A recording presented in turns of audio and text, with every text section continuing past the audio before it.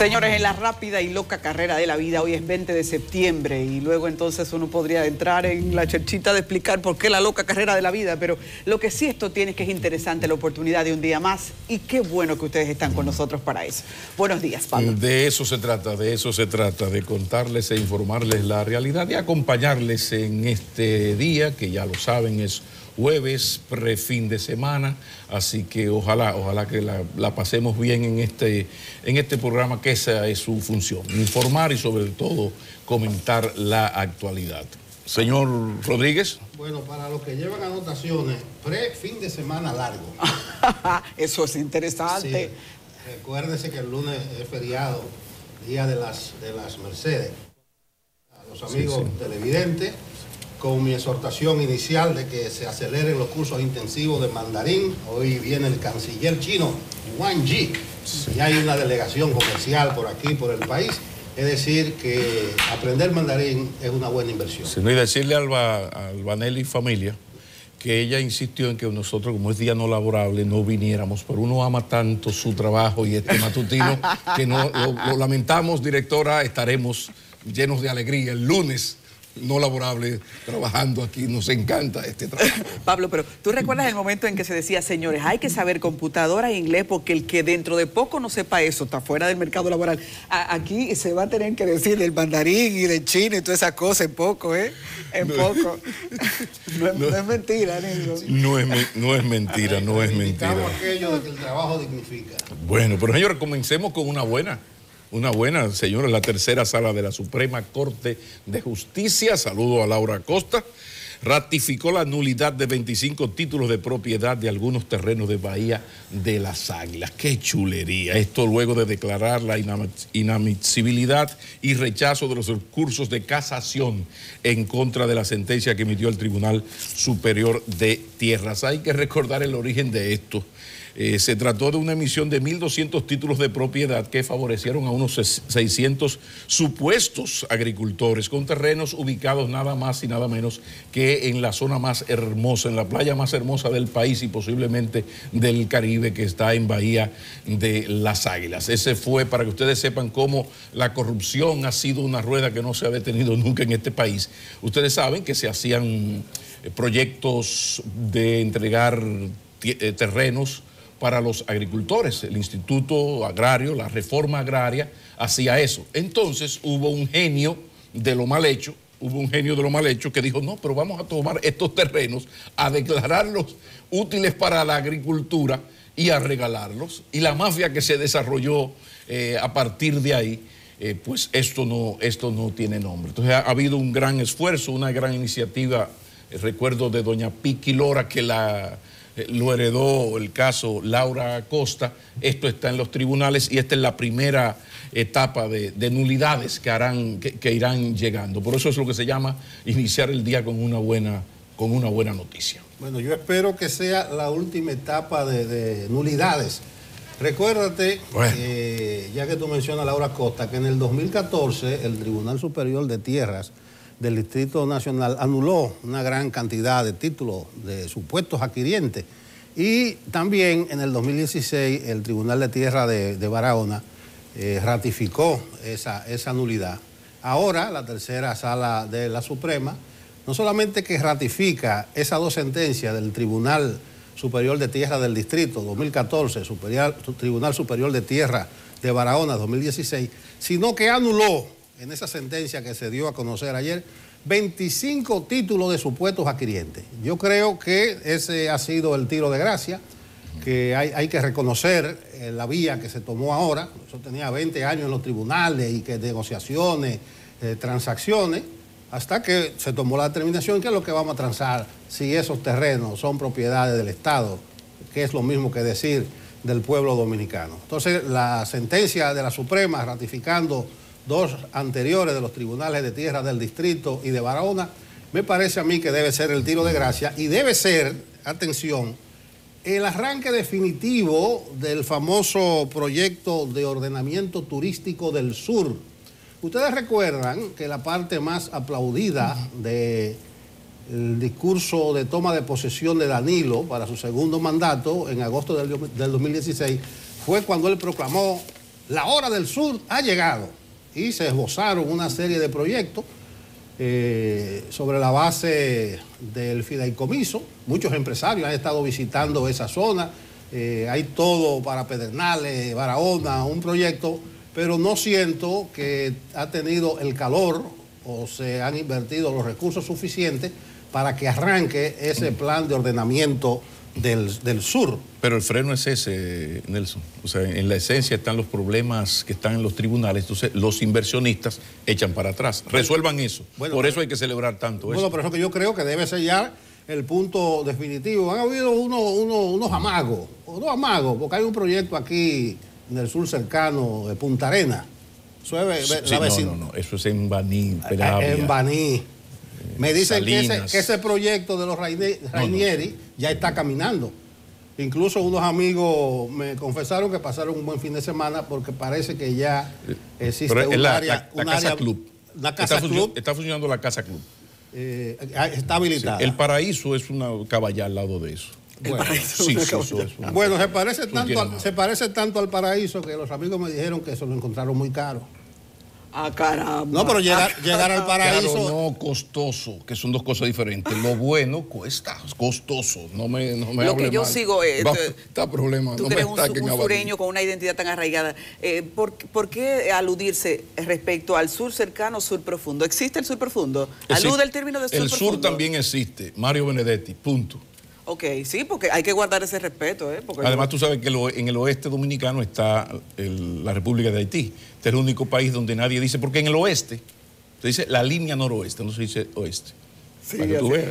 Fíjense, la información, yo no puedo dejar de hablar del tema de Bahía de las Águilas porque considero que a veces la gente cuando nos está mirando ni siquiera lo entiende en su total expresión. Los periódicos dicen hoy lo que reseñó en una nota Procuraduría, que ya hay una sentencia favorecedora del Estado respecto al caso Bahía de las Águilas, y eso es cierto, pero recuerden que el caso Bahía de las Águilas es una multiplicidad de expedientes de mucha gente que compró, que se ha podido demostrar en los tribunales con unos documentos que el Ministerio Público estaba cacareando, como citó hace un momento Nelson Rodríguez, hace 20 años, y que en el 2013 comenzó la ola. ¿Cómo es posible que nosotros no consigamos que un expediente que a ese punto tenía 13 años, por Dios, en los tribunales esté estancado? Y sabemos que los asuntos de tierra son lentos, pero ahí no era la lentitud per se de un tribunal, era toda la incidencia de poder de gente que había tenido algún cargo importante y que utilizó eso para traficar esos títulos de tierra. Entonces, recuerden, para hablar de que no es este único expediente, no es esta única sentencia a la que tenemos que esperar, que cuando se dio la primera sentencia, el primer fallo a favor del Estado, hubo 75 apelaciones. Estamos celebrando todo esto y hay todavía mucho más que ver. El gran grito es lo que ya se citaba, el sur, las inversiones del sur, una perla dorada del sur.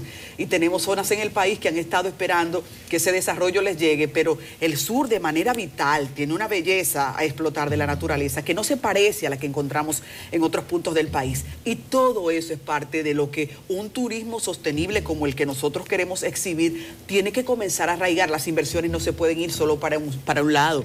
Que yo creo que hemos pecado durante mucho tiempo de viciar hacia dónde se van las inversiones en República Dominicana, pese a tanto que nosotros podemos engalanar. Hay mucho de qué comparonear en República Dominicana y ahí en el sur. Lo que pasa es que esto de la Bahía de las Águilas, recuérdate que hasta que el presidente Medina no asume como presidente este asunto, eso estaba en un limbo, porque es que lo de la corrupción, algún día en este país, algún gobierno se volverá loco en un momento de suprema lucidez y va a revisar qué se han hecho con los terrenos declarados de utilidad pública para entregar a los campesinos y que ahora hay dachas y grandes fincas de personas que no tienen que ver nada con la producción agropecuaria. Algún día, sobre todo ahora que estamos en Marcha Verde, yo me imagino que algún día esto se va a hacer. Mientras tanto, ahí está Bahía de las Águilas, hay propuestas interesantes. Ustedes saben que tenemos cerca un país líder en esto de turismo sostenible, que es Costa Rica y parte de Centroamérica, con una experiencia terrible. Y por ahí es que va la cosa en Bahía de las Águilas. Un turismo diferente al de, ¿cómo se llama? Capcana, Punta Cana, todo este tipo de Esto tiene que ser diferente, pero tenemos el problema de que los asuntos de tierra en los tribunales se toman mucho tiempo, aun cuando haya toda la voluntad que ha habido del presidente Medina, y reitero el abrazo y el agradecimiento del país a Laura Costa, que heredó, en vez de heredar millones de su madre Piccolo, lo que heredó fue este problema y lo asumió como lo debe asumir un buen ciudadano, e incluso subrayemos que ella no está cobrando un centavo por ese servicio, que hablan demasiado bien de esa joven profesional. Pero muchos gallitos de pelea buenos en ese caso. Yo creo que también hay que hacer el consenso de saludar a los fiscales y a todo el que hizo su trabajo, pero destacar que hubo un apoyo desde el Poder Ejecutivo que ahora marcó la diferencia. Ahí está la clave. Eso se llama voluntad política. Claro. Cuando el señor McKinney habla de la determinación de Danilo, la diferencia estuvo en eso. Incluso hubo un presidente que dijo, esos son ramitas, maticas que hay por ahí, que él no iba a perder su tiempo en eso.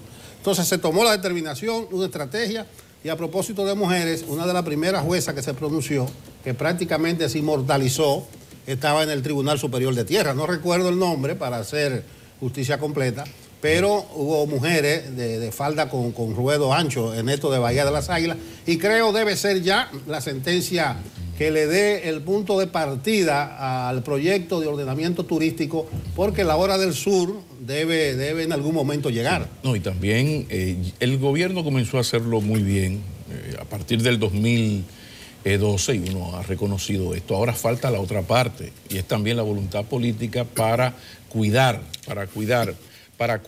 a esa zona, en el sentido de que ya está llegando el momento de negociar con grandes grupos de inversión turística estos proyectos. Entonces, esto tiene la característica de que solo puede ser explotado a partir de un turismo sostenible, pero tiene que ser explotado. O sea, cuidado con eso, porque una comunidad no puede vivir con una cosa paradisíaca en su territorio con todas las carencias del mundo. Entonces ahí viene el viejo problema, el viejo debate entre los ambientalistas, que están algunos en un extremo, y los señores que no respetan el medio ambiente. Entonces hay que buscar un equilibrio, porque lo que no se puede hacer es dejar esa belleza que ustedes están viendo ahí sin que nadie la toque. No, hay que buscar un equilibrio, y en eso Costa Rica está totalmente dispuesta a echarnos una mano. Yo creo que podría, sin ánimo de estirar mucho el caso llevarlo también a otros aspectos de la vida. Mañana. Hubo voluntad política y la determinación de que no iba a haber transacción, porque esos terrenos eran del Estado, porque los títulos eran mal habidos. Entonces, ¿para qué hablar y que con supuestos adquirientes? Entonces, en ese sentido, hay otras áreas de la vida de este país que debiera existir esa misma determinación, que aparezca un jefe de Estado, como hizo Danilo, nada de pacto, nada de transacción. Estamos sobre una ilegalidad, y Bahía de las Águilas pertenece al pueblo dominicano y hay que rescatarla. Y fue rescatada. Yo creo que la sentencia de la Suprema, por eso hay que saludar, hay que felicitar, es el puntillazo definitivo para que arranque el sur y el proyecto de ordenamiento turístico, que es muy amplio, muy bonito. Pero yo le reitero mi abrazo a Laura Costa, porque ahí todo el mundo merece el reconocimiento, pero todos porque han hecho su trabajo. Ahora, en este caso es un asunto de patriotismo del bueno, no del patrioterismo, sino del patriotismo del bueno. Sí, pero déjame reivindicar, a propósito de Laura Costa, que le dediqué la columna mía del viernes, creo, que hubo mucha gente y muchas mujeres, Pablo. ¿Qué decía yo? Laura Acosta es la abogada de Urbe, la urbanización de la Nueva Barquita, de ese proyecto. Entonces, hay unos vivos que quieren hacer unos líos en el Domingo Sabio de desalojo. Entonces Laura dijo, no, señor. Se hizo un censo completo. Lo que pasa es que aparecieron supuestos propietarios de esa casucha que desalojaron a los inquilinos, se metieron ellos, y otros vivos que hasta le han pagado y están reclamando y protestando y haciendo piquete. Entonces yo dije, bueno, le creo a Laura Costa. Mire cómo fue el ángulo. Si Laura Costa lo dijo, o sea, no es que palabra divina, no es que palabra santa, pero tiene una ética, tiene un prestigio bien ganado, que el hecho de que ella esté confrontando de manera determinante a unos vivos en el sector Domingo Sabio, yo escribí y le dije, No más preguntas magistradas, es como usted dice. Lo que pasa, Nelson, es que en este país hay mucha gente que nació en tercera base y se cree que dio un triple. Entonces, esas muchachas, hijas de Piqui Lora, han hecho su nombre, y especialmente Laura Acosta, tiene un nombre en este país de ella, que ella lo construyó. Entonces, eso yo lo destaco especialmente porque hay mucha gente que nace en tercera y se cree que dio un triple y vienen los problemas. Pero miren, hay un tema, qué bueno que comenzamos con el tema de Bahía de las Águilas, porque uno ve con esas imágenes lo que da ganas es dejarlo ustedes dos aquí y llegarme a venir por ahí, seguir para Bahía de las Águilas. No, miren, muy en serio, lo más terrible es cuando uno debe decir te lo dije. Ayer, tan cerca como ayer, estábamos hablando aquí de arrabalización institucional.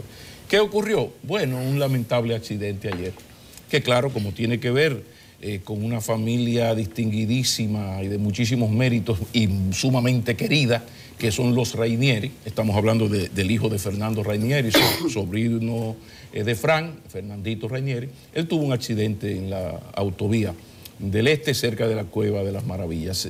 Yo tengo el audio, que no lo vamos a poner porque no es necesario el drama, lo que presenta esto, sino que doy el dato. O sea, el joven en muy mal estado, semi-inconsciente, él explica que todo vino porque una voladora se atravesó. Entonces él, protegiéndose, evitando chocar con la voladora, se metió en los rieles. Y ahí está, los rieles se meten en el vehículo, y ahí viene todo el gran daño que él tiene que ver con las piernas. Incluso se le han hecho varias transfusiones, está en un estado sumamente delicado. Pero ¿a dónde voy? Averigüen si esa voladora cumplía las leyes correspondientes para circular. Seguro que no, seguro que no. Entonces, uno busca los datos y se encuentra con que, por ejemplo, en el 2018, en el primer semestre, se produjeron 843 muertes accidentales.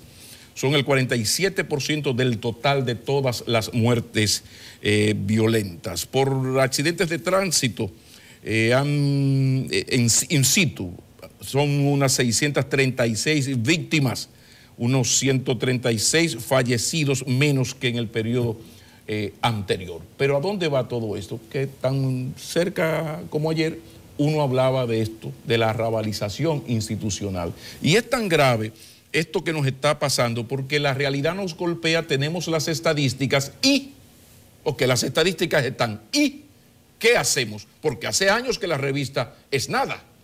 Entonces yo hice la tarea de que me levanté a buscar mis periódicos y lo podemos ver aquí.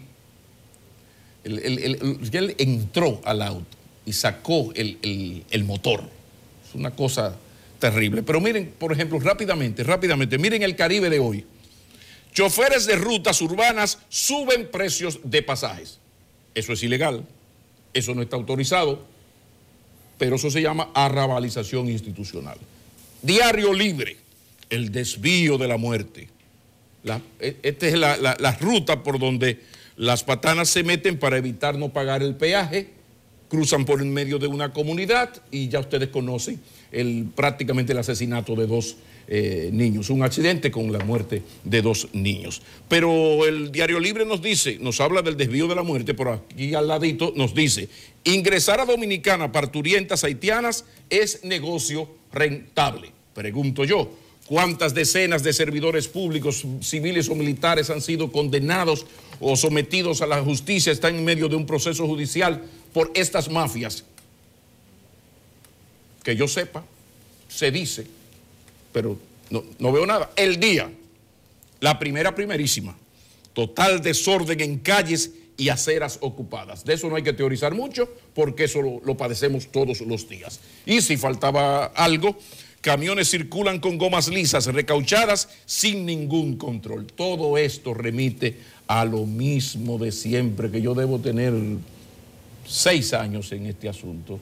La arrabalización institucional, cuando un Estado, porque hay siempre que ganar unas elecciones, no se atreve, no quiere aplicar las leyes y se está creando un ambiente que yo siempre he dicho, el día que esta economía deje de crecer, el día en que se afecte la estabilidad macroeconómica y el buen ambiente para que lleguen las inversiones extranjeras, va a pasar, como me dijo a mí un borracho amigo en el Bomba de aquel lado una noche, me dijo, Maquinini, se va a armar una vaina. O sea, vamos a tener problemas como sociedad, porque hay un asunto gravísimo, el tema de la migración haitiana, ilegal. Bueno, porque no se aplica la ley, el Código Laboral y la ley de migración. Y así vamos.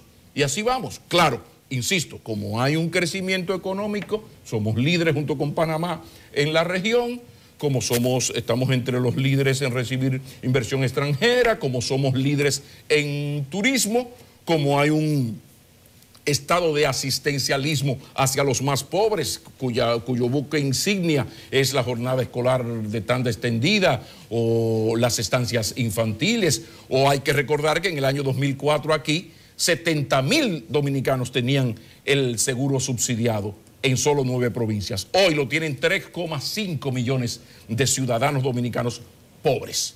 Entonces, todo esto hace que vaya pasando el tiempo y el país se deteriora institucionalmente, porque la gran masa nacional, cuando compara el antes y el después, pues las cuentas le salen.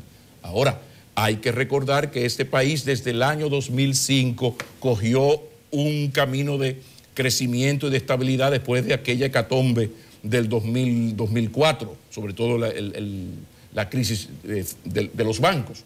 Entonces, uno lo deja de este tamaño, pero quería, haciendo la tarea, mostrarle un día en donde solo el periódico Hoy, yo busqué en la primera, cuando viene a ver adentro, si busca bien encuentras algo, solo el periódico Hoy no tiene un titular que remite a arrabalización institucional. Así que yo se lo dejo, uno que se pone a reconocer, por eso yo saludé tanto lo de don Héctor Valdés Albizu, no era limpiasaquismo militante, no, es que en esa estabilidad macroeconómica es que está la estabilidad social y política del país. Ahora, así no podemos, profesor, así no, bueno, así no podemos. A propósito de estabilidad macroeconómica, yo quisiera abordar un tema, porque en los próximos días, en 10 días, o sea, el día 1 de octubre, según el artículo 178 de la Constitución de la República, el Poder Ejecutivo tiene que someter el proyecto de presupuesto general del Estado al Congreso. Entonces ahí comienza, bueno, comienza antes.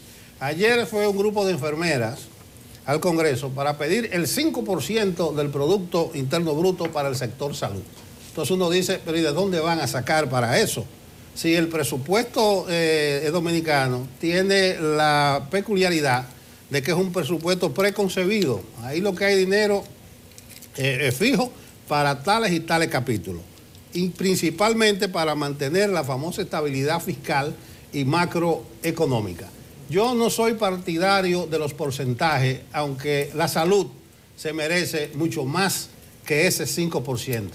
Pero ¿de dónde van a sacar el 5% si el 67, el 70% del presupuesto nacional está empeñado en porcentaje?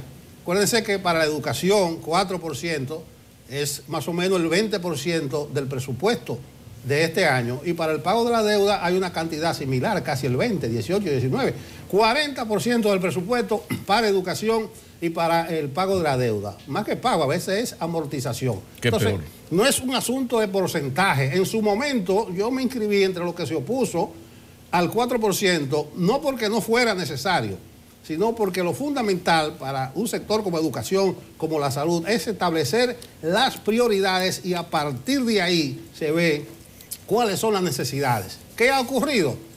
Hay muchísimas quejas. La mayor parte se va en la construcción de aulas y en sueldo, en salario a los profesores. Hay muchos de los sectores que lucharon por ese 4% que están inconformes en cómo se administra. Que creo que fue un error grave de esa sociedad civil, porque ya que se echó el pleito, esa hermosa jornada de las sombrillas amarillas, debieron llevar el asunto a una instancia donde se manejara de manera colectiva las prioridades del presupuesto. Pero lo que hicieron que le entregaron al gobierno de turno una millonada. Miren, este año son cerca de 170,000 millones de pesos. Entonces, tenían la razón lo que aquella vez dijeron que no es un asunto de porcentaje con el 4%, y tienen razón lo que hoy dicen que no es un asunto de porcentaje cuando se habla de 5% para la salud. Si fuera porcentaje, se fuera en lo que están predeterminados, 10% para los ayuntamientos, que no se le entrega, 5% para la UAS, 2.6% para la justicia. Ahí es que les digo, está casi el 70% del presupuesto. Entonces, es un presupuesto prácticamente a la medida, donde no hay para dónde coger. Ustedes verán la discusión en 10 días y hasta vista pública hacen, sabiendo el Congreso que no puede disponer de un solo centavo porque es un presupuesto ajustado a la medida de la necesidad y principalmente para el asunto de la estabilidad fiscal y macroeconómica. Entonces yo me adelanto, porque vi las enfermeras ayer en un reclamo que cualquiera debe apoyarlo, porque hay que poner los pies sobre la tierra, hay que ser realistas. Son muchas las distorsiones que hay. Un presupuesto en cualquier parte del mundo, menos República Dominicana, se elabora a partir de las necesidades básicas, principalmente de sectores clave como salud, como educación. Pero el presupuesto en la República Dominicana se elabora para pagarle tanto a la deuda, para poner tanto a educación, para poner tanto a los ayuntamientos, para poner tanto a la justicia. Y el margen de movimiento que tiene el gobierno es prácticamente nulo. Entonces, 5% del Producto Interno Bruto para la salud. Bien, sí. Aplauso, pero no hay posibilidades. Pero seguimos en lo mismo, Nelson, lo acabas de citar, de nuestra rabalización institucional, la indecisión, la incapacidad o el no querer o el por hecho político no dar el paso de hacer algo tan simple como cumplir las leyes o modificar las leyes si es que no las puedes cumplir. Por ejemplo, aquí tú citaste el 10% para el poder municipal. Yo le doy 2.8, 3. Creo que Hipólito fue el que más le ha dado, 2.8 por ahí. Y lo demás depende de mi buena voluntad. Me comprende el rejuego, pero el Poder Judicial, corríjanme, creo que es el 2% que le toca. Nunca nada parecido a eso. 2.6. Entonces, la situación del país tiene que ver con que tenemos leyes que no cumplimos. Entonces, el presupuesto, ¿qué es lo lógico, camaradas y camarados? Bueno, definir las prioridades nacionales. Sí, pero aquí se le pagó mucho dinero a un genio de estas cosas, se llama Yahat Ali, asesor del presidente Mitterrand, y presentó el informe a Talí, que es un programa de gobierno lindo, consensuado. De repente las fuerzas vivas y hasta las moribundas se juntaron y elaboraron la Ley de Estrategia Nacional de Desarrollo. Qué lindo, un programa de gobierno. Entonces, cuando tú vas a la aplicación, hace bastante de tiempo que había que hacer el pacto fiscal, el pacto eléctrico. Entonces, aquí, en un país, como digo, gobernado por el PLD y el PRM y sus bloques, pero en definitiva, este es un país, Danilo Medina, Leonel Fernández, Hipólito Mejía, Abinader. No, entonces reúnanse, pónganse de acuerdo qué van a hacer con este bendito país, pero cuando se pongan de acuerdo, que es lo triste, cumplan lo acordado, que ya este país no soporta un diagnóstico más, un Atalí más, una ley de estrategia nacional de desarrollo más, todo está funglodizado, analizado. Entonces vamos arriba. Martínez, déjeme corregirme yo mismo. Yo dije el artículo 178 de la Constitución que manda la entrega del presupuesto general del Estado el 1 de octubre. Es el 128, no el 178. Está bien, está muy bien. Esto que les voy a decir ahora me parece sabroso porque el estudio humano siempre es tan auténtico que da ese apasionamiento de la información. Fíjense, la psicología social ha estudiado a la gente según el periodo en el que nació, porque esas personas estuvieron motivadas, su comportamiento, su psicología, algún tipo de estrés social similar, un tipo de vida similar, un sistema político similar, y a partir de ahí eso les genera patrones de pensamiento. Creo que hay un gran desafío y esto es como para comenzar a pasar factura. Yo tengo un amigo que dice cogerle la veraje a los políticos para ver cuándo están en lo suyo o cuándo no.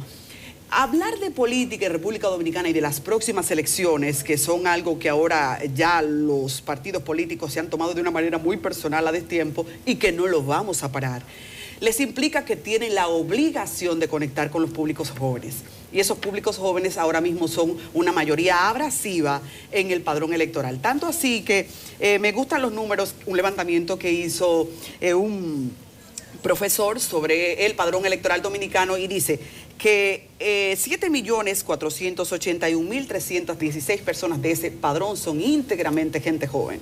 ¿Cómo hacer política gente joven que ya no le cree al discurso viejo de los partidos políticos y que tampoco le importa un partido político X para afiliarse de manera obsesiva? Eso pasó ya, ¿eh?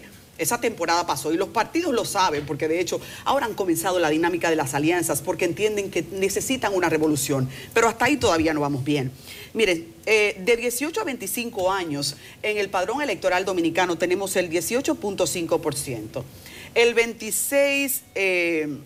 de 26 a 30 años tenemos el 11.6% de los dominicanos que están en el padrón electoral. Y de 31 a 35 años está el 10.2% del padrón electoral dominicano para totalizar el número que les dije. O sea, el 40% y pico de los dominicanos son gente joven y a esa gente hay que salir a buscar para que se elija el próximo presidente de la República. Entonces, a partir de ahí yo quiero hacer con ustedes lo más breve posible la acotación de cómo piensa la gente dependiendo de cuando nació, porque la psicología social ha hecho un pastel dividido de una manera prácticamente o acercándose a lo más perfecto. Ahora sí, dame los gráficos, por ejemplo. ¿Cuál es tu generación? Dependiendo de cuándo naciste. Están los niños de la posguerra, que son aquellos que nacieron de 1930 a 1948.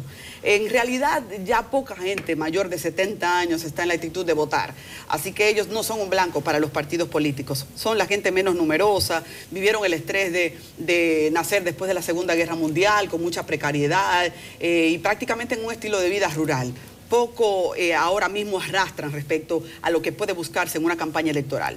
Sus condiciones de vida fueron de mucho sacrificio, la vida dura. De hecho, usted habla con una gente de 70 y su principal experiencia compartida es lo duro de la vida y cómo se esforzaron. Los baby boom son aquellos que vivieron el éxodo del campo a la ciudad.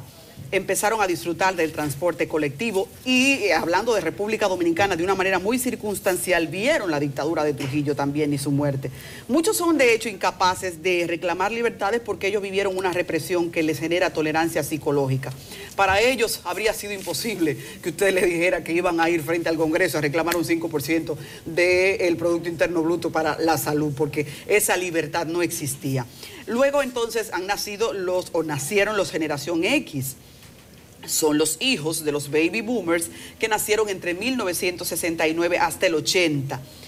Ahí es una generación que la psicología social la circunscribe a gente de un pensamiento ya más independiente, la realización profesional fue su blanco, los primeros en familiarizarse con los ordenadores y de comenzar una era de consumismo. Y ahí entonces dan paso a la generación que es el desafío de los partidos políticos ahora, los indomables millennials, que nacieron a partir de 1981 y hasta el 93, la generación más criticada, porque de hecho todavía los estudios no terminan de conocer a los millennials, que son descritos hasta por indecisos, mucha hambre de los cambios, y eso se entiende porque nacieron de hecho en un cambio de milenio, por eso se les llama millennials. También han impulsado la vida sana. Ven ustedes que el discurso de lo verde, de la protección al medio ambiente, forma parte de los líderes, tanto empresariales como en los filtrados, que también consiguen llevar al plano político prioridades. Es una generación, no obstante, más perezosa. Se dice que los millennials buscan grandes logros y cuando los consiguen tampoco están satisfechos. Se relaciona mucho el nivel de suicidio con esa generación, una generación hambrienta de una realización que cuando la obtiene, repito, todavía no lo hace feliz. ¿Qué ocurre con los millennials? Por ejemplo, una persona nacida en una generación anterior, para hacer comparaciones de uso político y también del plano laboral, la gente de la generación X era alguien que entraba a un trabajo y 20 años después, si el trabajo era permanente, ahí quedaba. Un trabajo estable, esa famosa estabilidad. El millennial no. El millennial tiene más ambición de tener un negocio propio. ¿Y cómo bregar con esa juventud irreverente en manera política? hay que decir que después de los millennials todavía hay una subdivisión, porque tras los millennials, después del 94, está la generación Z, que es todavía más agresiva que sus predecesores. Sí, son más emprendedores, aprenden rápido, la tecnología diferente. Los millennials vieron la tecnología nacer y es algo ya orgánico en ellos, pero cuando se habla de la generación Z, más libertades, no quieren horarios para los trabajos y la tecnología les es su nueva prioridad.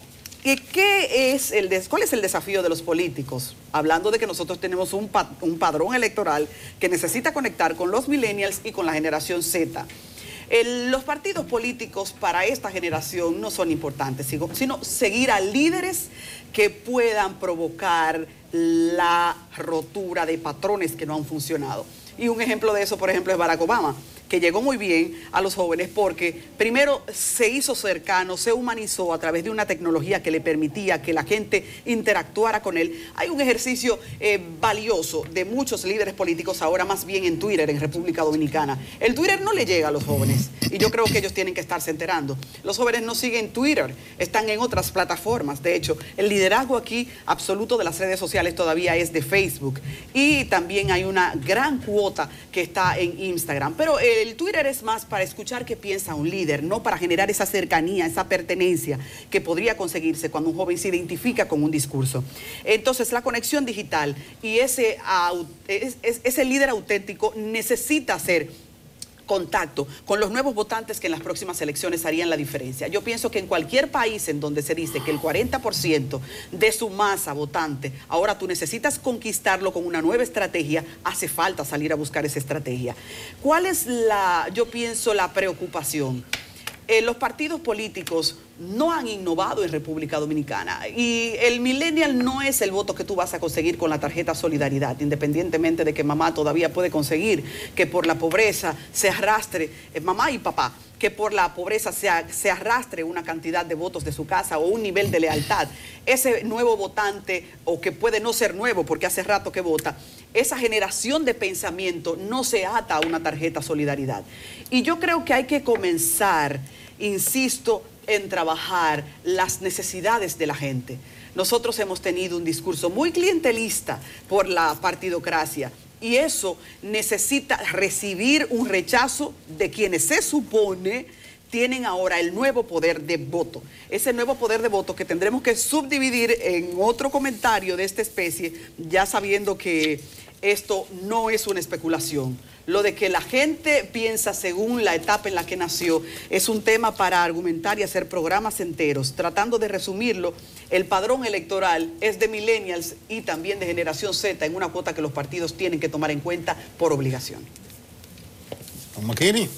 Vámonos, ya regresamos en breve. Sigan con nosotros.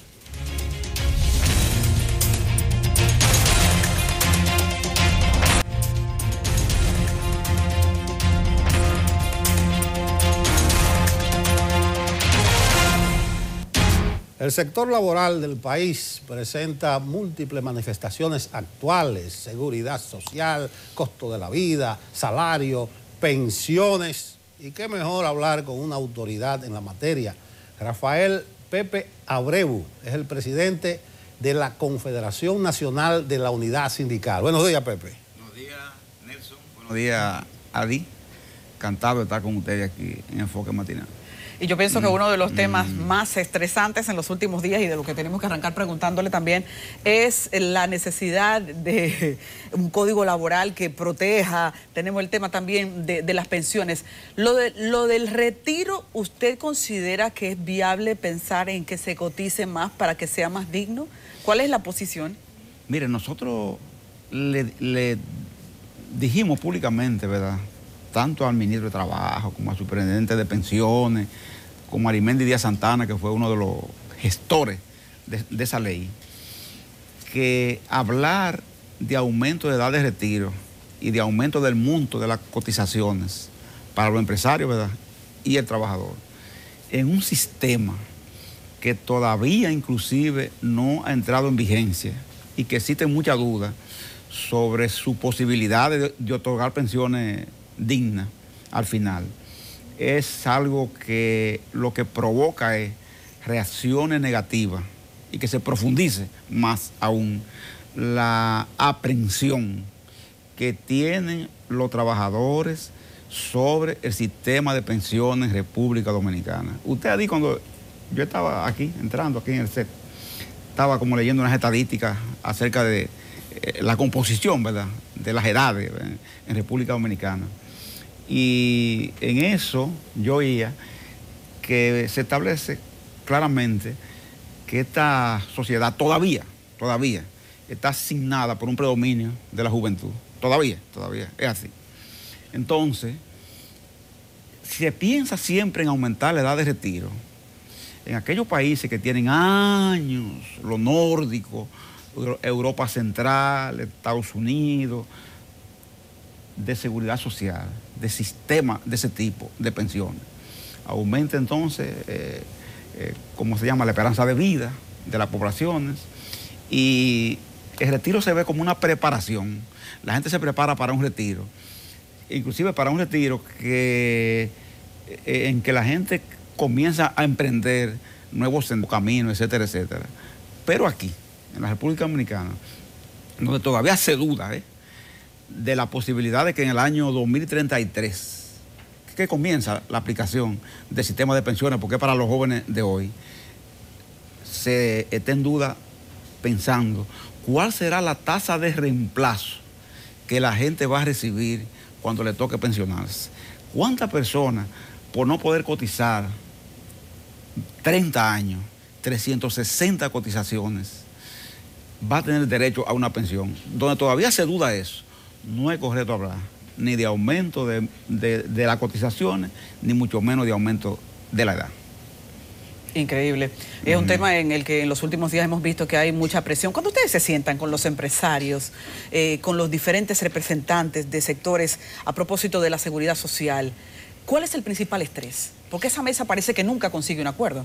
Sí, ayer nosotros tuvimos precisamente en el Senado de la República, a propósito de la discusión y del debate sobre la ley de seguridad social, porque hay en el Congreso en este momento, a veces eso no se analiza, pero hay propuestas desde el gobierno, hay propuestas, por ejemplo, desde las propias instituciones como la AFP, y hay una propuesta nuestra también que cursa en este momento en el Congreso Nacional, específicamente en la Comisión de Seguridad Social y Trabajo del Senado de la República.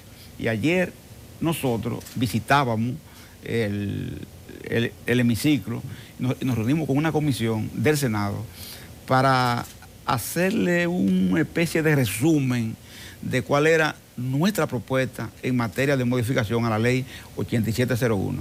Fíjese que todavía no hemos entrado de lleno en el diálogo, diríamos, grado a grado con el sector empresarial. Yo pienso que ambas partes, inclusive, se puede decir que lo hemos evitado, porque sabemos que son como tan lejanas las posibilidades de un acuerdo, lamento decirlo así, que hemos preferido irnos por la vía congresional para ver si el Congreso quien propicia, por ejemplo, el acercamiento. Pero allí en el Congreso también está ese distanciamiento. Incluso había un proyecto del gobierno y eso como que se frizó. O el gobierno no le interesó darle calor, no sé las razones. Es decir, yo creo que también en el Congreso van a tener esas mismas dificultades. Pero desde el punto de vista de las centrales sindicales, ¿qué aspectos concretos es que merecen ser modificados? Por ejemplo, Nelson, nosotros, para continuar con lo que Yadid decía, del tema de las pensiones, sistema previsional dominicano. ¿Qué pensamos nosotros? Nosotros pensamos que el sistema de capitalización individual hay que revertirlo, hacerle cambios que permitan lo que decimos nosotros, un pilar solidario de cotización obligatoria donde se establezca una tasa de reemplazo cierta. Estamos hablando que el trabajador tenga certidumbre de cuánto va a recibir. Nosotros decimos, usted cotizó 30 años, 360 cotizaciones y tiene 60 años de edad. Usted tendrá derecho a recibir 90% como tasa de reemplazo aplicado a los últimos 12 meses de salario.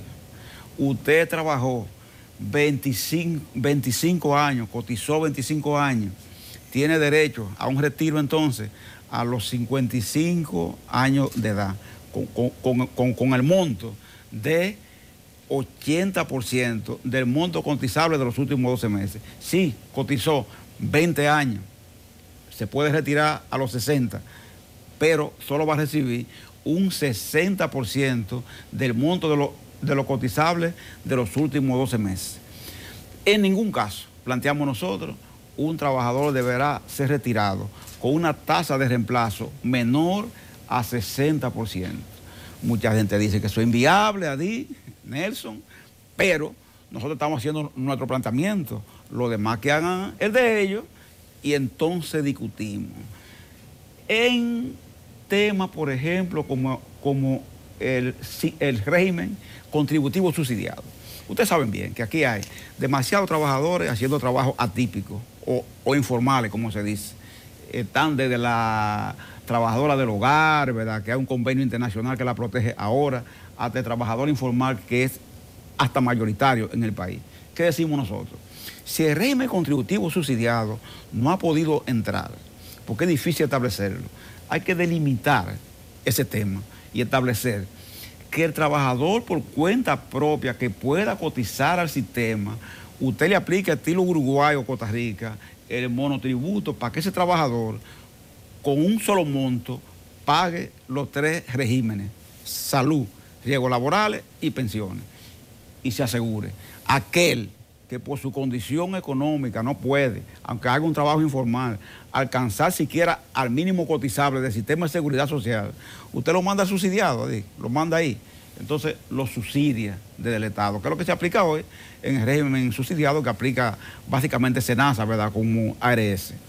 Trasladándolo entonces al sistema de la salud, ya contributivo, nosotros decimos lo siguiente: ese tema de la salud a nivel contributivo tiene un problema, y es que hay todavía demasiadas exclusiones.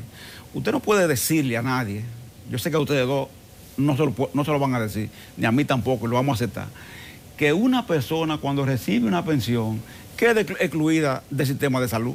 O sea, nadie puede concebir eso en un régimen de seguridad social. Usted me está diciendo que cuando la gente más necesita precisamente la atención, usted lo va a excluir. Usted tampoco puede decirme a mí que los procedimientos de última generación, por ejemplo, en materia de salud, solo están al alcance de quien lo pueda pagar, y que usted le va a aplicar a los demás los procedimientos más invasivos que en vez de resolver perjudican. Usted no puede decirme a mí que si usted tiene 8,000 pesos, que no es nada, anuales para el tema de recibir salud por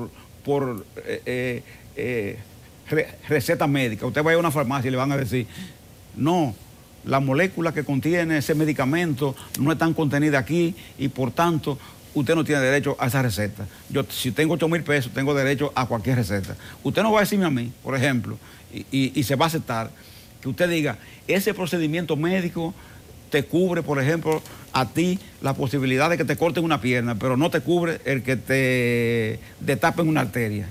O sea, son cosas absolutamente absurdas planteadas en el sistema que no pueden seguirse planteando, y nosotros planteamos que la salud tiene que ser integral, que no tiene que haber rechazo ni límite, porque la vida humana no tiene, ni puede tener un precio en específico. Pepe, parece que no hay ningún tipo de acuerdo, ningún plano entre ustedes, las centrales sindicales y la patronal, porque eso es la seguridad social, pero cuando van al comité de salario igual, cuando están en el código laboral igual. Yo no sé si es que la nueva camada de empresarios, los jóvenes, los hijos de los viejos son más reaccionarios que aquellos, pero ahora las cosas se dificultan mucho más que antes. Te pregunto sobre la modificación del Código Laboral. Tiene 26 años, algunos dicen que ya está desfasada en muchos aspectos, y no sé cuántos años, deben tener 3 años ustedes, camino a 4. 5. 5, oye eso. Discutiendo que la modificación del Código Laboral, y cuando uno oye que va a haber una reunión, de ahí dice, no a que nos quiten la censatía, y no se avanza. ¿En qué está eso de la modificación del Código Laboral? Precisamente hoy que comparezco a Matinal, se reanudan las conversaciones que fueron interrumpidas.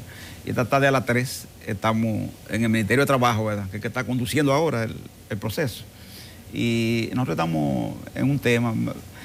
Hay algo que, claro, Nelson y Adi, los empresarios propusieron la reforma al código. Se la propusieron al presidente, el presidente hizo un decreto y convocó a las partes. Nos encontramos. Todo ese tiempo que tenemos nosotros en esa discusión ha sido dado por un tema. Nosotros le dijimos al presidente, le dijimos al empresario, que nosotros estábamos dispuestos a aspectos del código a hacerle cambio.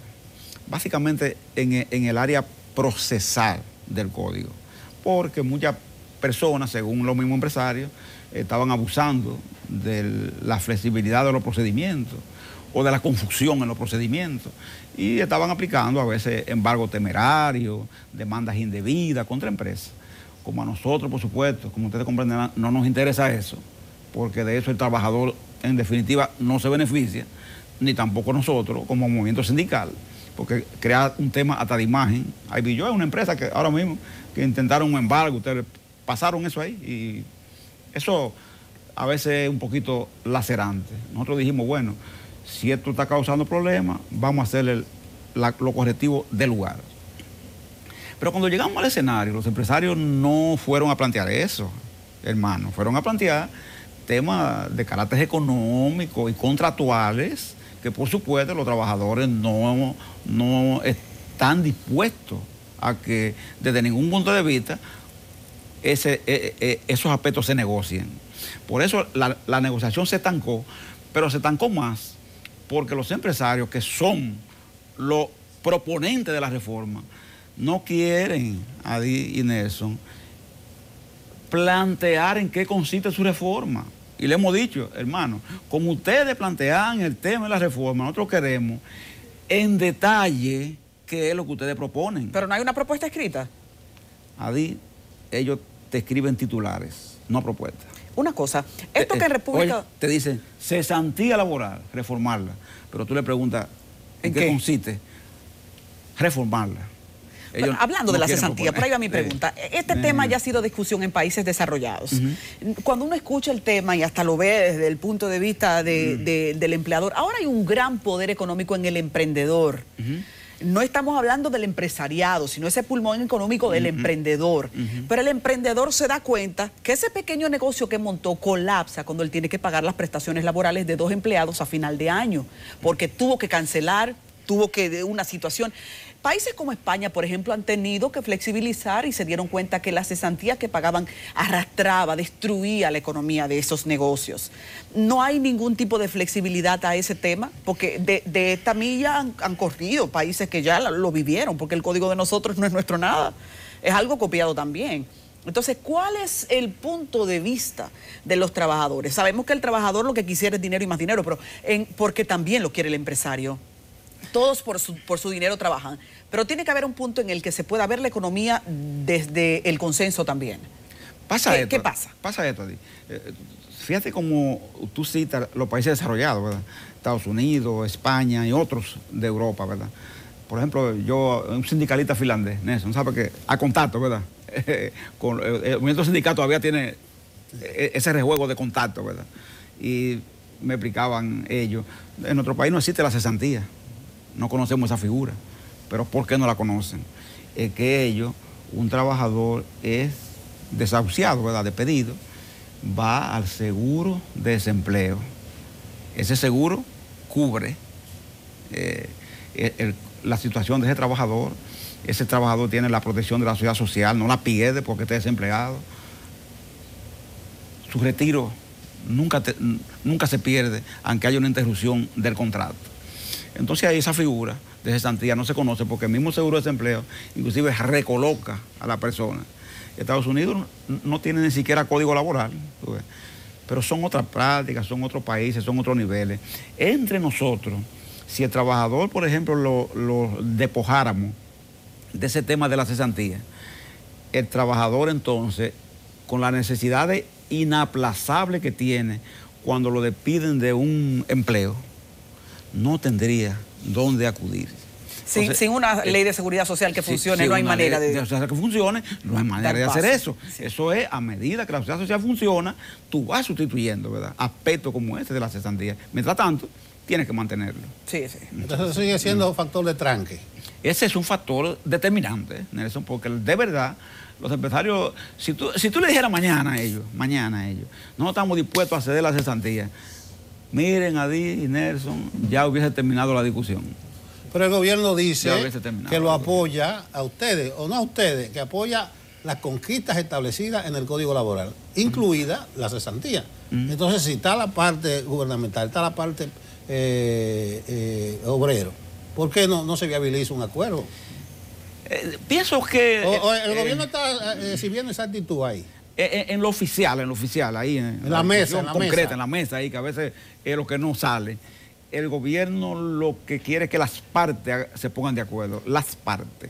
Ellos han dicho, y nosotros preferimos que sea así, que no intervendrán, nosotros preferimos que no intervengan favorablemente a ninguno de los dos sectores y que solo se pueda llegar a un acuerdo, como lo dijo el presidente Medina en el decreto, si existe consenso entre las dos partes. ¿Es hipócrita o sincera esa actitud del gobierno? Yo pienso que hasta ahora la ha mantenido, la ha respetado. Entonces, y nosotros se lo agradecemos porque mal podríamos nosotros estar de acuerdo con alguien que comience a perfilar, como se intentó en principio, hay que decirlo así, un apoyo que se vea cargado hacia el sector empresarial como se intentó, con el hecho de que los empresarios decían que el tema de la cesantía frenaba el empleo, la inversión extranjera, etcétera, etcétera.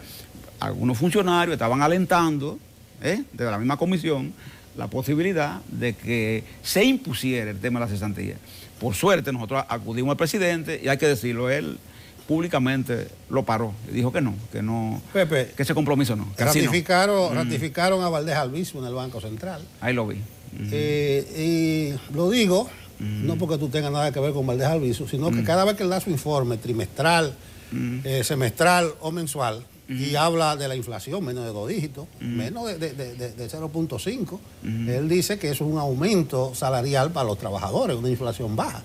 Pero inmediatamente sale tú y responde que necesitan aumento salarial, que el costo de la vida está caro. Entonces, si la inflación dice que está abajo, menos 4.5, que es el rango que ellos se mantienen, ¿cuál es la diferencia entre tú y Valdés Albizu? Vamos a plantearlo en esos términos, porque tú siempre le respondes a él. Sí, es cierto, nos saludamos de lejito cuando en un evento, pero es que hay que entender algo, ¿verdad? Siempre cuando se habla de esos índices de inflación, que se habla aquí en el país, la gente los recibe, la verdad, con mucha duda, mucha aprensión y los rechaza por la práctica, lo que vive cotidianamente.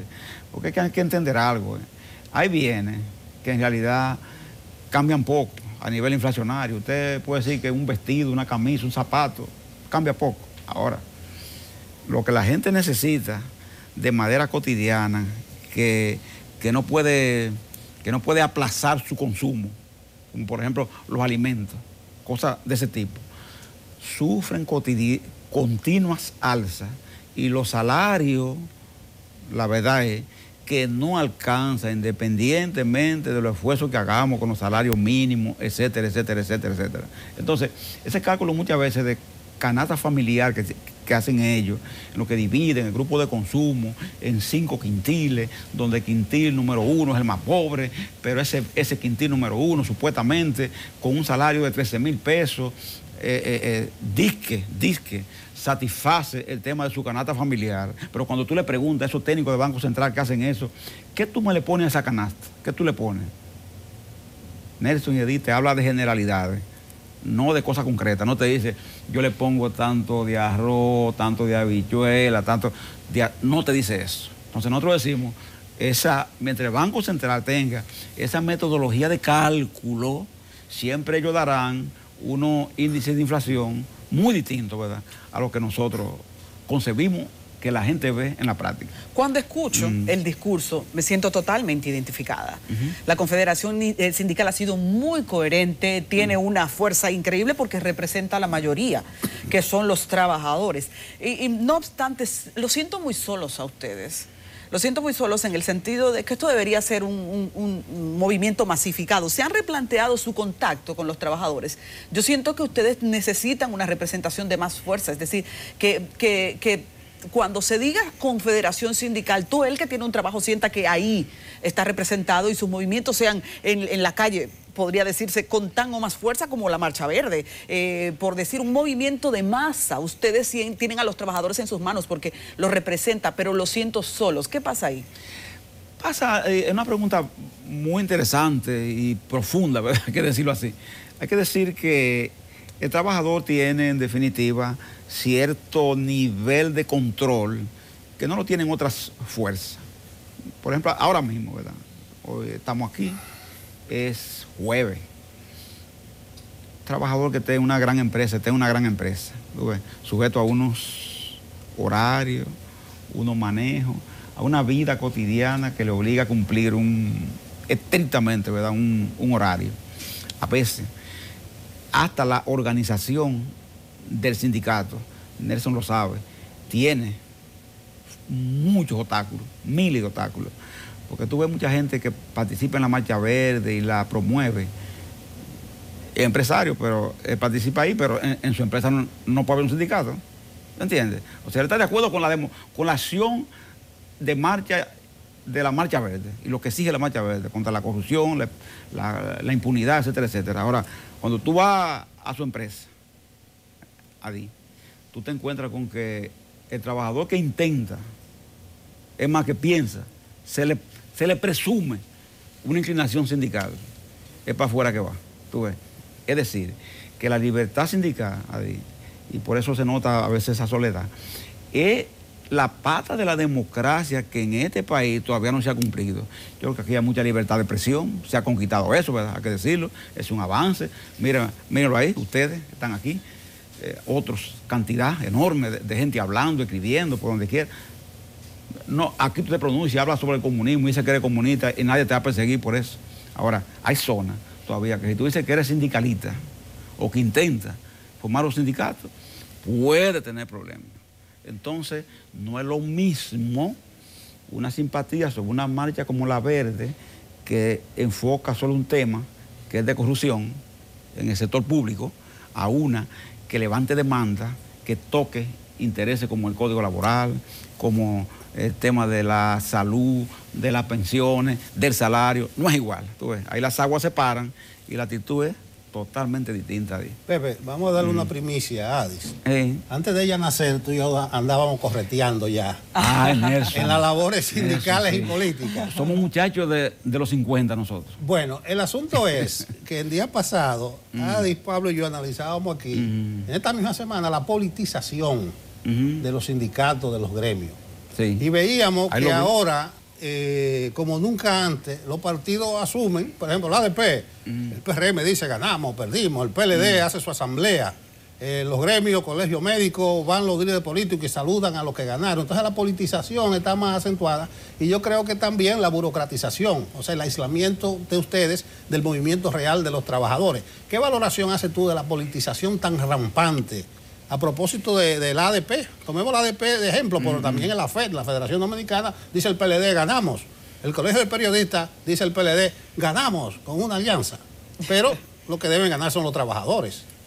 Sí, fíjate que hay instituciones de esas gremiales, ¿verdad? Como pusiste dos buenos ejemplos, Colegio Médico, Colegio de Abogados, ADP, en que se da estrictamente así. Se agrupan las corrientes y establecen sus vínculos con un partido determinado. Y entre ellos se manejan así, no crea problema. Fíjate que en las confederaciones, eso al contrario, ha disminuido. Ya esa lucha interna que tú conocías, Nelson, que tú conociste, en la que se dividía una confederación a consecuencia de la tendencia política y de las posiciones políticas, está cada vez más extenuada en lo que se refiere al trabajador estrictamente formal de empresa, tú ves, de fábrica, comercio, es distinto. Ahí ha habido, contrario a esos otros gremios que lo han mantenido y lo han desarrollado más. En el caso nuestro, de ese tipo de trabajador, ha disminuido, ha ido como desapareciendo ese activismo de los partidos dentro de la estructura estrictamente de las confederaciones. Bueno, no sé, yo veo una lucha sorda y ciega. ¿Cuándo está pautada la rediscusión del aumento salarial? ¿No es cada 2 años? Está pautada para el año venidero. Eso no es problema mientras tanto. Ya en junio del año venidero sí estaremos. Lo que pasa es que si siguen estos precios como van, tú sabes que la ley establece la posibilidad de al año plantear la revisión si ocurren acontecimientos que las partes no han previsto. ¿Ustedes están en ánimo de eso? Entonces nosotros, al ver el tema de los aumentos de precios, como están ocurriendo por el tema combustible, si sigue ese problema, no tendremos más alternativa que poner en revisión el tema de la tarifa anticipadamente, 1 año antes que lo debido, porque lo que no se puede hacer es discutir si la tarifa no tiene 1 año, pero cuando tiene 1 año ya tú puedes pedir la revisión si ocurren acontecimientos que impulsen a esa revisión. Una pregunta, quiero regresar al tema de los retirados, porque pienso que hay que hacerles justicia. A quien se ha pasado la vida entera trabajando y que después necesita, por alguna razón lógica de su edad, ya dar menos de su fuerza laboral o simplemente parar, hay que hacerle justicia. ¿Cuál es, por ejemplo, en sus oficinas, en su labor, cuáles son las demandas que más recibe por parte de los retirados? ¿Cuál es el aspecto más crítico del retirado en República Dominicana? Mire, es un aspecto crítico. Por ejemplo, Nelson tuvo, inclusive hasta participando en eso, todavía recientemente, una persona que es de los antiguos retirados y va al Seguro Social a buscar sus cotizaciones porque él quiere presentar el derecho que tiene a recibir una pensión de 5.117 pesos. Adí. Esa persona va porque tiene 60 años. Se pasa 5 años, 6 años detrás de que le entreguen esa certificación que le dice que él tiene derecho a eso. Si usted va a los 60 y le pasan 5 por encima y no recibe esa certificación, cuando usted va a Hacienda, que es que le toca pagar, ¿verdad? Porque es el gobierno que lo asume, usted se pasa ahí 1 año más y usted va a tener 66. Pero ocurre que no hay retroactividad. Cuando le pagan la pensión de esos 5.117 pesos, se la pagan a partir de que decidieron la juramentación, no a partir de que usted comenzó. Y como no es retroactivo, perdió todo eso. A propósito que me menciona, ese es un asunto, señores, es un asunto ahí que lacera mucho a esos pensionados y le lastima y tú lo ves y eso da pena ver eso. Si tú me mencionas, me recuerda que estuvimos trabajando un par de casos familiares y nos llevamos 4 años. Una hermana mía. 4 años. Mira una ahí, 4 años. El asunto de las cotizaciones, de las 400 cotizaciones que estaban ustedes bregando para un decreto, porque con 400 cotizaciones que tú calificas, pero tú tienes 392, 95 y hasta 96, tú no calificas. Te faltan 3 cotizaciones. Pero qué abuso. Así mismo. Ahí, ustedes no estaban bregando por un decreto. Eso se pierde. Oye, tenemos, 6.000 pensionados en esas condiciones, en el ISS. Hemos bregado con el decreto, le planteamos al presidente directamente el tema. Presidente, haga eso, esos son centavos nada más. Como ahora viene el presupuesto, ¿verdad? Ahora. Esperamos que por fin se haga eso y definitivamente se haga un decreto con esa persona y ya, se le otorga esa pensioncita. Pepe, vamos a agradecerte tu presencia aquí. Gracias a ustedes. Nos ha acompañado a esta hora Rafael Pepe Abreu.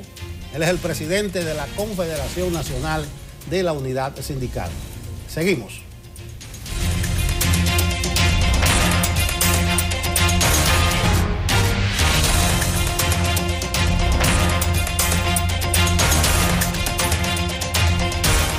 Al inicio del programa, a propósito de Bahía de las Águilas, hablábamos de que había llegado el momento del sur profundo. También mencionábamos, además de Barahona, a Pedernales, que debe ser impactada. Pero en Pedernales, que está esperando el desarrollo turístico, también espera que le resuelvan problemas de salud. En nuestro enfoque comunitario, Junior Félix nos va a hablar de las quejas y carencias del hospital de Pedernales. Adelante. Muy buenos días, Adi Burgos. Así es como tú dices. Nosotros estamos aquí en el Hospital Dr. Helio Fiallo de Pedernales. La población se vive quejando constantemente del servicio de las ambulancias de este centro de salud. Pero ¿qué está pasando? Aquí tenemos un líder comunitario y un presidente de una junta de vecinos de uno de los sectores más grandes de este municipio cabecera, Santos Medina. ¿Qué está pasando en el Hospital Dr. Helio Fiallo que se viven quejando la población constantemente con el servicio de la ambulancia? Sí, buenos días, Santos Medina, en calidad de presidente de la Asociación de Defensores Comunitarios de Pedernales y enlace del movimiento cívico Todos Somos Pedernales. Es una queja constante y no es un secreto para nadie. Tenemos fallas aquí en este hospital donde no puede ser porque estamos a 319 kilómetros de aquí a Santo Domingo y a 119 de aquí a Barahona, especialmente las ambulancias. ¿Qué es lo que pasa con ellas? Yo entiendo que es que no se le da mantenimiento en la casa. Eso es el primer factor. ¿Pero cuántas ambulancias hay aquí? Ellos hay 3, estaban dañadas las 3, pero veo una ya que está al servicio. Pero eso es muy caótico. Si hay 3 ambulancias, no deben de esperar que las 3 estén dañadas. Se dañó una de las 3, meterla a reparar de una vez. Especialmente aquí no deben de traer ambulancia usada. No, deben de venir ambulancias nuevas de paquete y de buena calidad. Que le cueste $500,000 de pesos más, no importa. Entonces, hay una queja fuertemente que la emergencia sabe quedar sola cuando hay parturienta, cuando hay una cirugía, entonces se van todos, hasta las enfermeras para eso. Entonces la emergencia no debe de quedar sola ni un minuto, porque las emergencias no avisan. Estas son parte de las quejas en este centro de salud, pero además tenemos a Alfredo Espinosa, que él es testigo de algo irregular que sucedió hace unos días. Cuéntanos tu testimonio, Alfredo. ¿Qué fue que ocurrió? Bien, yo soy Alfredo Espinosa. Realmente, aquí trajeron un bus que llegó de la Isla Beata a eso de las 4 de la tarde. La única ambulancia que estaba dando servicio era la de Prodevan. Había salido con 2 pacientes a Barahona y era necesario que esa ambulancia fuera a Barahona, viniera a Pedernales para transportar el bus. La ambulancia llegó aquí, yo mismo llegué en ella a las 5 de la mañana. Ya había llegado la familia desde Río San Juan y se lo llevaron en un vehículo privado. Es decir, que él duró aquí unas 10 a 11 horas esperando. 11 horas para que lo puedan trasladar en una ambulancia y al final se trasladó. En un vehículo privado, lo trasladó la familia. ¿Qué tipo de vehículo? Un carro. Es un carro. Salieron a las 9 de la noche de Río San Juan, testimonio de una de las hermanas. Estas son partes de las quejas que hay, como repetimos, en este centro de salud. Otros también han estado denunciando que tienen que pagar 6,000 pesos para poder trasladar al paciente porque no hay un fondo. Pero nosotros hablamos fuera de cámara con el director Sócrates Mancebo. Él no pudo estar presente, nos dice que fue resuelto este problema. Pero hay un problema que persiste y es que no hay una enfermera disponible que se trasladen con los pacientes que estén en condiciones muy malas para Santo Domingo o Barahona, o sea, los que refieren a esos centros de salud. ¿Tú me quieres decir algo más? Sí. Fíjate, eso es otra cosa, que eso es imperdonable. Una ambulancia no debe de salir de aquí con un paciente como saben salir solo, hasta con 2 y 3 pacientes. Señores, aquí hay muchos paramédicos que son especializados. ¿Por qué Salud Pública no crea una caja chica permanente para darle un incentivo a esos paramédicos que están muy preparados, tanto en la Cruz Roja como en la Defensa Civil, para que esos pacientes no se vayan sin un paramédico? Antes de cerrar esta entrevista, Adis y a todo el equipo, vamos a enfocar hacia allá. Por favor, vamos a enfocar hacia allá. Aquí nosotros podemos ver que es un terreno bien grande. Ese terreno que ustedes están mirando en el fondo, eso era el hospital Helio Fiallo que existía aquí en Pedernales. Luego, hace alrededor de un año que fue construido entonces este hospital. Este hospital muy moderno fue construido para que todos los problemas que le aquejaban a la población, todos los problemas entonces sean solucionados. Otros problemas siguen afectando a la población. Los problemas principales, ¿cuáles son? Ambulancias, enfermeras y también pediatras. Pedernales solo cuenta con una sola pediatra, entre otros problemas más. Es todo lo que tenemos, Adi, de nuestra parte.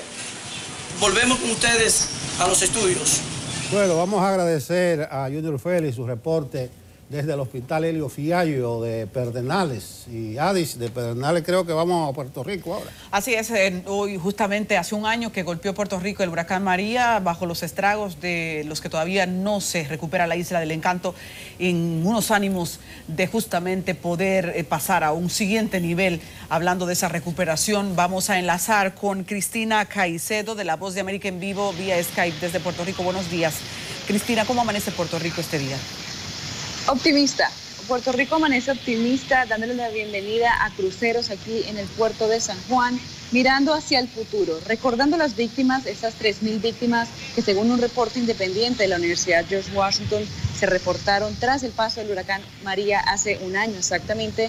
En el día de hoy diferentes eventos conmemorativos recordando las víctimas, sin embargo mirando hacia adelante, Puerto Rico está emprendiendo en la economía, invitando el turismo de regreso a la isla y esta es prioridad para los próximos meses. Bien, a propósito de eso, sabemos que las zonas devastadas todavía necesitan mucha atención. ¿Cuál es el balance al día de hoy de lo que todavía es un desafío para Puerto Rico? Bueno, el desafío ha sido aprender de los errores, ¿no? Puerto Rico, según la gobernación, no estaba preparada para muchas de estas asistencias de emergencia. En el día de hoy vemos el alumbrado eléctrico en las calles, todavía hay varios apagones durante el día, sobre todo en lo que es el área de San Juan y las áreas hacia afuera de la isla, y también vemos problemas, por ejemplo, con el cableado eléctrico de las calles, algunos semáforos no funcionan, todavía casas por reparar, todavía tenemos personas que están solicitando la ayuda federal para poder reconstruir sus hogares, así que es un proceso que va a durar no solo un año, 2, 3 años, dicen algunas autoridades. Hablando de autoridades, en el día de hoy dijiste que habrá actos, ¿dónde y qué pretenden concentrar? Bueno, el gobernador Ricardo Rosselló junto a la primera dama de Puerto Rico estarán en diferentes puntos, sobre todo en lo que es el centro de San Juan, en lo que es en el centro de San Juan, explicando un poco junto con algunos legisladores federales, hablando sobre lo que es el recordatorio a las víctimas, así también hacia lo que es el sur de San Juan. En el día, a las horas de la madrugada, se hicieron actos conmemorativos, cantando canciones típicas de Puerto Rico, recordando que hacia las horas de las 6 de la mañana, en ese sitio específico, hacia lo que es Humacao, a unos 58 kilómetros de San Juan, se cantó una canción típica de Puerto Rico, recordando a las víctimas y sobre todo, de alguna manera, honrando y resaltando lo que es el trabajo del puertorriqueño y el emprendimiento del puertorriqueño. Bueno, pues muchísimas gracias. Con ese claro sentido de hermandad que sentimos los dominicanos con los puertorriqueños, esperamos lo mejor. Ahí estaba Cristina Caicedo de La Voz de América. Repetimos el agradecimiento. Bueno, Adis, de Pedernales a Puerto Rico, de Puerto Rico a nuestro set principal para hablar con el doctor José Aponte. Es el director del Hospital Darío Contreras, un hospital icónico, simbólico en materia traumatológica. Buenos días, doctor. Sí, muy buenos días a ustedes, muy buenos días a la teleaudiencia que nos escucha y nos ve. Pues bien, como usted dice, sí, el Hospital Traumatológico del Darío Contreras es el primer hospital traumatológico del país. Estudiar lo que pasa por la cabeza del director del principal traumatológico del país es hacer escuela, porque somos un país que produce a diario muchos traumas, una maquinaria, ni siquiera decir por el tema de los tránsitos. ¿Cuál es la principal causa del paciente traumatológico que ustedes reciben allí? Bueno, fíjate, nosotros un alto índice de las emergencias que nosotros recibimos son por accidentes de tránsito. De hecho, nosotros recibimos en el día, se reciben de 250 a 300 visitas por la emergencia, de los cuales nosotros prácticamente la mitad puede ser accidentes de tránsito. De esos accidentes de tránsito que nosotros tenemos, la gran mayoría son de motocicleta. Por ejemplo, lo que va de año, nosotros hemos tenido por accidentes de vehículos de 4 ruedas, que son carros, camiones, autobuses, etcétera, hemos tenido unos 3.600 casos. En cambio, accidentes de motocicleta ya van por 6.800. Increíble. Doctor, ¿está bien equipado el Darío Contreras para recibir esa gran cantidad de pacientes y tiene el personal suficiente? Sí, el hospital está equipado, como ustedes saben, el hospital fue prácticamente reconstruido totalmente. En aquella época habían 6 salas de cirugía, de las cuales funcionaban 4. Ahora nosotros tenemos 13 salas de cirugía funcionando. Actualmente se están haciendo unas 30 a 40 cirugías diarias, entre cirugía electiva y cirugía de emergencia. Y todo, o sea, ya las habitaciones son habitaciones de 2 camas, climatizadas, no como antes que eran pabellones. Realmente sí. Y el personal, en cuanto al personal, ahora mismo el hospital está recibiendo un grupo de enfermeras que van a sustituir las enfermeras que fueron pensionadas. Ya nosotros hemos ido recibiendo un total de unas 30 y tenemos la promesa de que son unas 50 que vamos a recibir. En un sistema médico humano, yo quiero que veamos algunas cosas que tienen que ver con la realidad dominicana. Nosotros tenemos ahora mismo una seguridad social que se ha reclamado pueda obrar en favor del paciente. ¿Cuáles son los principales problemas que tienen ustedes? Por ejemplo, nosotros tenemos a nivel de traumas el problema de que la seguridad social cubre que se le ampute una pierna, pero no que se le sane la pierna en muchos casos. ¿Cuáles son esas cosas que ustedes ven a diario que se convierten en una traba para la salud del paciente? Sí, mira, realmente lo que es el tarifario de la prestadora de salud y eso, estamos abocados a que hay que revisarlo, porque muchas veces no solamente eso, cosas tan sencillas como, por ejemplo, una lesión de un menisco, que es una especie de almohadilla que hay en la rodilla, que ustedes saben que eso se hace por vía artroscópica, es decir, como dice la gente, con rayo láser, que no es eso, sino que se hacen 2 pequeños agujeros y a través de un lente usted puede visualizar la lesión y entonces resolverla, es decir, o suturarla en caso de que sea necesario o remodelar el menisco. Pero ¿qué pasa? Cuando usted busca el tarifario, lo que habla es que te lo pagan, pero si es vía abierta. Y ya vía abierta eso está descontinuado. ¿Entiendes? Un gran peligro. Es decir, que son cosas que sí realmente a veces puede haber sido por desconocimiento o por lo que fuera, pero son cosas que sobre la marcha hay que irla corrigiendo y yo entiendo que sí que se van a corregir. Lógicamente, nosotros en los hospitales no podemos detenernos por eso, es decir, haya o no haya dinero, hay que resolver al paciente. ¿Predomina entonces la cirugía abierta en el Darío, independientemente de que podrían ya estar haciendo uso de la ciencia? No, eso ya no se usa, eso está totalmente obsoleto. Nosotros tenemos un departamento de cirugía artroscópica que son los que hacen ese tipo de patología. Una cirugía menisco abierto, eso no lo va usted a ver en el Darío Contreras. ¿Y el índice de los extranjeros se siente en el presupuesto del Darío Contreras? Sí, porque fíjate qué pasa, nosotros no tenemos tanta incidencia como las maternidades, porque como ustedes vieron en la prensa, muchas veces las parturientas vienen a dar a luz aquí. Entonces, con el consiguiente problema de que no tienen ni un solo chequeo prenatal, muchas veces son pacientes que vienen con niveles hemáticos, es decir, con anemia y con otras complicaciones. Entonces, son pacientes que ya de por sí son complicados, pero es como que usted llegó hoy a dar a luz, pero nadie sabe de la historia suya nada. ¿Entiendes? Ya esos son pacientes delicados. Y eso, claro, a las maternidades le sobrecarga, primero le sobrecarga el presupuesto y sobre todo también le daña sus estadísticas. ¿Por qué? Porque entonces son pacientes más complicados. En el caso de nosotros, de lo que es emergencia y eso, como las emergencias no se pueden planificar, nosotros recibimos los extranjeros que viven en el país, no que vienen de allá a atenderse aquí, que tuvieron un accidente allá. Doctor Aponte, desde la inauguración del traumatológico Juan Bosch, enclavado estratégicamente entre 5 provincias, se habló de que descongestionaría un poco otros hospitales del área. Las estadísticas del Darío Contreras, ¿siguen ustedes teniendo muchos referimientos de otras provincias? Sí, básicamente nosotros recibimos muchos referimientos de lo que es todo el este y el sur.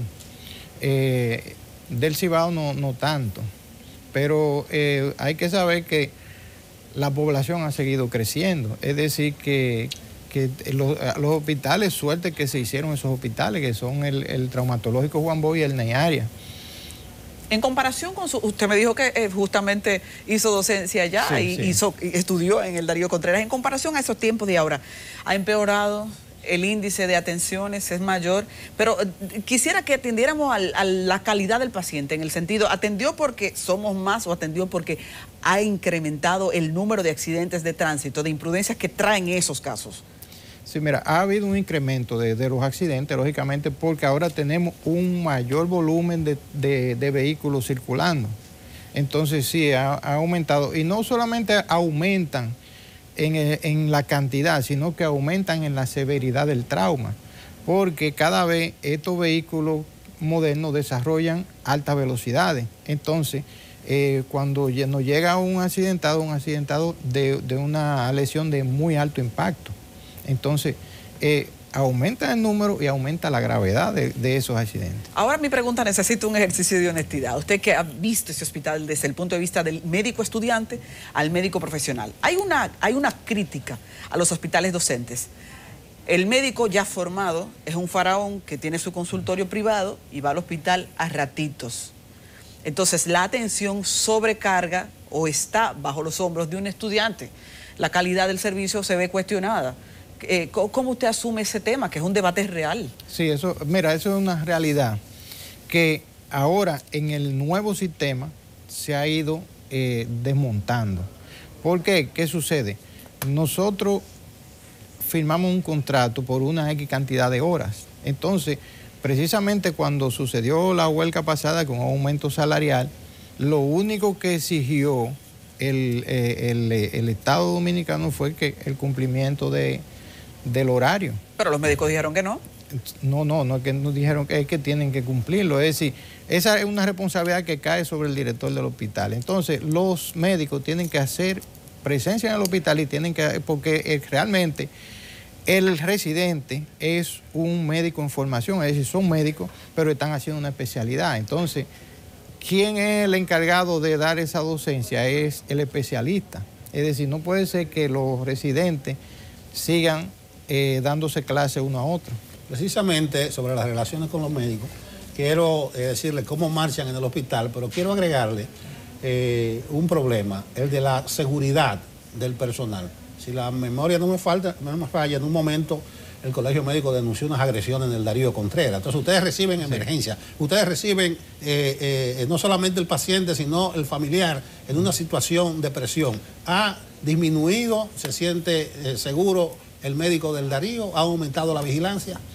Mira, ha aumentado la vigilancia, pero también hay una situación que tiene o sea, que siempre hemos estado sobre eso, que es la calidad de la atención y la calidez. Porque sucede que muchas veces, si usted llega al hospital y recibe un maltrato desde la puerta, sea el portero, sea quien sea, ya usted entra agresivo. Pero si a usted lo reciben con cordialidad y le dicen en qué lo puedo ayudar y eso, entonces ya esa agresividad baja. Claro, siempre habrá grupos de antisociales porque nosotros recibimos todo tipo de traumas, entonces allá llegan bandas que se enfrentan, entonces llegan dos personas que se enfrentaron a tiro o como fuera, y entonces ese drama se vive dentro de la emergencia. Es decir, son dos personas que están agresivas y que siguen agresivas y que los que vienen con ellos vienen también en una situación, una situación de agresividad. Y la relación del director con el personal médico, ya que hablábamos de los problemas que hubo, de cumplimiento de horario, ¿cómo marcha eso? Sí, no, bueno, hasta ahora hemos marchado, tenemos cierta cordialidad, lógicamente. Yo le puedo decir, hay casos que son insalvables. Hubo un caso de un médico que me renunció porque yo le dije que tenía que cumplir, simple y llanamente. ¿Está el director conforme con lo que le entregaron en materia de reparación del hospital? Recuérdese que luego de inaugurado hubo alguna bulla a nivel de opinión pública, de áreas que no estaban terminadas, de falta de equipo. ¿Está usted complacido hoy o necesita que le manden algo más? Mira, nunca vamos a estar, o sea, el día que estemos satisfechos ya tendríamos que irnos, ¿entienden? Porque, o sea, esto es dinámico. Entonces, ¿qué sucede? Sí, realmente cuando se entregó el hospital había una serie de cosas que había que mejorar, que había que modificar, pero afortunadamente esas cosas se han ido sobre la marcha. Es como cuando usted compra un apartamento, cuando usted se muda, hay detallitos que usted va a tener que reparar. Entonces, hay veces que esas cosas se magnifican y se hace creer como que fue un desastre lo que se hizo, ¿no? O sea, realmente nosotros estamos satisfechos con el hospital y claro, no es que ya nos vamos a quedar ahí, nosotros esperamos a mejorarlo aún más y que ese hospital siga siendo referente nacional de lo que es la traumatología en el país. Doctor, ¿el presupuesto está siendo suficiente para una carga tan grande de pacientes? Porque el grito de mayoría de los hospitales, para no decir todos, es que falta presupuesto. ¿Cómo les va a ustedes? El presupuesto, mira, es un presupuesto que ya prácticamente tiene muchos años que es el mismo. Pero ¿qué sucede? El sistema de salud ha cambiado mucho. Antiguamente los hospitales simplemente se manejaban con ese presupuesto y muchas veces los directores pues tenían que echar mano de una cuota de recuperación que era pírrica, por ejemplo, qué sé yo, que 20 pesos por una consulta o 1.000 pesos por una cirugía electiva. Actualmente nosotros los hospitales estamos ya habilitados como cualquier clínica. Entonces nosotros vendemos servicios a las ARS y nosotros, el mes pasado nosotros produjimos 12 millones de pesos en venta de servicios. O sea, por encima de lo que es el presupuesto del hospital. Es decir, ese es el futuro de los hospitales, porque el hospital público es una institución sin fines de lucro, pero sin vocación de quiebra. Sin vocación de quiebra, por sobre todo. Nelson. Bueno, vamos a agradecer al doctor José Aponte, director del traumatológico Darío Contreras, por su presencia en Enfoque Matinal. Muchas gracias a ustedes, un placer de haber estado aquí. La verdad sí que ha cambiado la generación en traumatología. Gracias, doctor. Gracias a ustedes. Bueno, las gracias a los amigos televidentes.